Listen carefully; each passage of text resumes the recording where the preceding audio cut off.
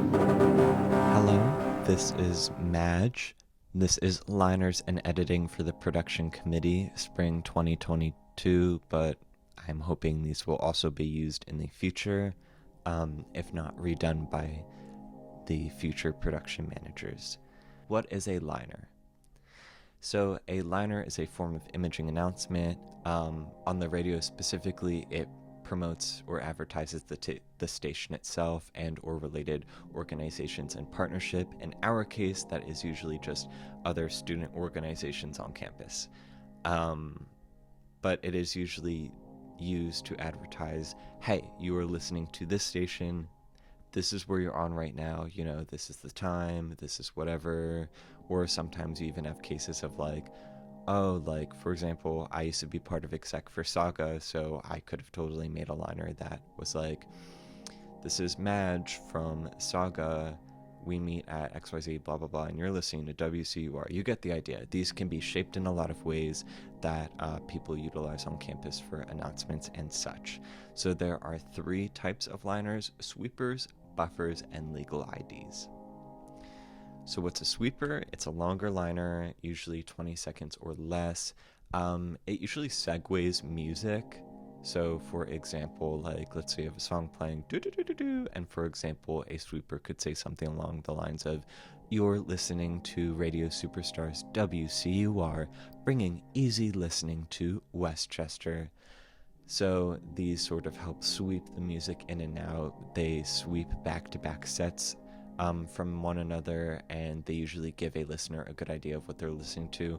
A general rule of thumb when editing this, even though sweepers and buffers don't necessitate call numbers or information revolving the station, there's no real reason to make them otherwise except for advertising. So usually you're going to want to call back to the station in some way, whether that's 91.7 FM, The Curve, WCUR, whatever. But figure that out in some way and how to incorporate that.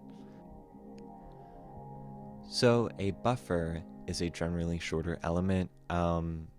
It provides really pleasant transitions compared to what would otherwise be unpleasant. For example, let's say we're playing music and it goes ba-dum-ba-ba-ba, and then if it were just to transition into the PSA right away and it said something like, you need to contact your doctor or whatever. I don't think we wouldn't have a PSA like that to my knowledge, but you get the idea. It would be really jarring for the listener if they were just jamming out and suddenly they got a PSA in their face without any transition.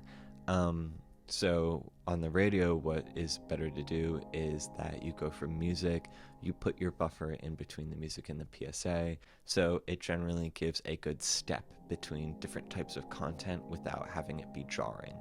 So a legal ID, this is the one that is going to have the most amount of rules attached to it, I would say. They are announcements that are required to be played at the top of every hour. This is the most important point, that they must include the call letters, in our case, WCUR, and the city of the license of the radio station. In this case, again, it would be Westchester. Remember, specifically for our radio, we are an FCC monitored station. Not only do I want the content we make to be matching of the rules and requirements of the FCC, but it is important to remember this when designing the legal IDs, is that it must have the call number and the city of the license. An example of this would be, on your phone, radio, or computer, this is WCUR Westchester. Most importantly, it is letting the audience know what they're listening to in that hour. This isn't B101. All right? This is WCUR, so we want to let people know that they're listening to WCUR. All right, so next I wanted to go over accessible programs. If I put the station logo next to the logo of an application, that means it is available within our production studio, which we have across from our exec station. But so all 4 of these applications are available through our station, and I'm sure a lot of them would also be accessible through different schools like the Digital Media Center, getting laptops from the music library for production. There are all sorts of technological resources I can try to get everyone accommodated with if needed. And then if they have the dollar signs, that means that these applications cost money and are not free. Audacity, most universal audio production program, it is free on Windows and Mac OS. There are tutorials everywhere for it. I've seen people make music to podcasts to whatever for it. It is an excellent starting tool. GarageBand, another fantastic resource. Unfortunately, it is only available on Apple devices, either iOS or Mac OS, but it is free. And I think the fact that it can be mobile is what makes it so accessible. But GarageBand is overall a really simple application to use, and it's highly accessible, which is why I recommend it along with Audacity. The two other programs we have accessible on the station are Adobe Audition, which is on Windows or Mac OS. It's part of different Adobe subscriptions, and it is available in our studio again, and it is available on campus. Logic Pro is a Mac OS program. It's not free again, but it's available in the studio. If you are someone who's into production or does music or whatever, it is part of an education application bundle where you get free Apple video editing software, compression software, etc., etc. But again, I in no way expect anyone to buy any of this just for editing liners on the radio.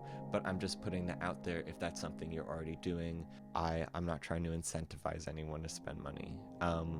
Other applications, and from my memory, if memory serves right, Ableton Live and FL Studio, not available in the station. They're both Windows or Mac OS, and they're not free for their full version, but if I recall, both of them have very accessible demo versions, namely FL Studio. And of course, if you want to use Reaper, if you want to use Cubase, go ahead. Like, if you already know what you're doing, please be my guest. And please reach out to me about accessibility issues and accommodations when it comes to production. Our station has access to a production studio, which people can use for podcasts or making the liners. Applications we have on the computer include GarageBand, Logic Pro, Adobe Audition, and Audacity. If you're going to need to use the production studio, please let either the current production manager know or ask another exec member. Do not enter this production studio without permission and presence of an exec, because there is a lot in there that is expensive to replace, and there's a lot we have set up in a specific way that we need managed. So please don't just be letting anyone in there. Please don't try to figure out a way to get in there yourself. Just ask, and we'll try to figure something out. And then here are some sample resources I put together.